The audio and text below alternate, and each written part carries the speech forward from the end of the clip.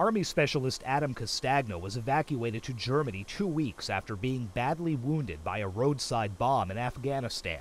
The 37-year-old, whom fellow soldiers call Pops, was in tough shape when his family first saw him after rushing in from New Jersey. He was on life support, he had internal bleeding, and I'll be honest with you, we weren't sure if he was going to make it. But Castagna did make it all the way back to the U.S. with the help of an Air National Guard CCAT, a critical care air transport team, whose office is in the sky. And we're, from the CCAT standpoint, converting it, or at least a small part of that aircraft, to a flying intensive care unit. The medical evacuation mission starts here at Bagram Airfield in Afghanistan, where the war's wounded are brought. In many cases, initial care on the battlefield saved their lives. They've done everything exactly right here. They just need to get home, closer to their family, closer to their loved ones, to do their rehab. The wounded troops who leave the hospital here at Bagram do not head straight home to the U.S. They have to be stabilized first, so military jets fly them to Germany. In a nighttime rainstorm, the patients arrive for the first leg home.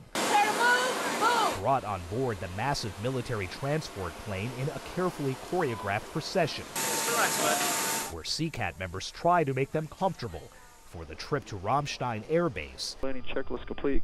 and the next step in their care.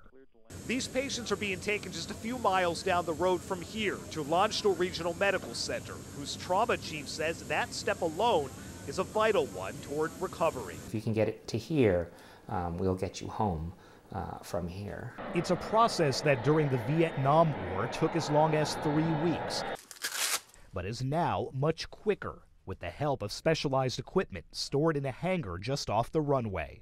And now with the advancement of technology today, our folks are able to move patients within 3 days back to stateside. Colonel Charles CHAPPUIS from the Louisiana Air National Guard leads one of the 3-man critical care teams. On a plane full of wounded troops, he's in charge of 3. 2 of them are IED blast victims, and the other is a medical problem that requires some specialized treatment back in the United States. And so nothing terribly unusual. They're very stable, and which is good, and we'll deliver them as such. At least that's our intention. Pops Castagna is one of them, getting lots of attention from the CCAT and his little brother. He said to me that he didn't think he'd survive the trip if I wasn't here, and I said, I know you would, I'm just making it easier. There are 7 critical care patients on this flight, and about an hour away from landing at Andrews Air Force Base, some are sedated, some are awake and taking in the flight. I think if you'll look at our patients, they seem to be very comfortable because they are. Comfortable and grateful. He's surrounded by super soldiers that are professional, they know their job, and that basically he's their mission. There's hardly any words to describe it, is what he said.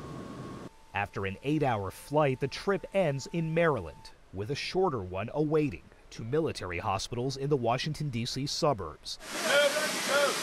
The critical care patients are the first off.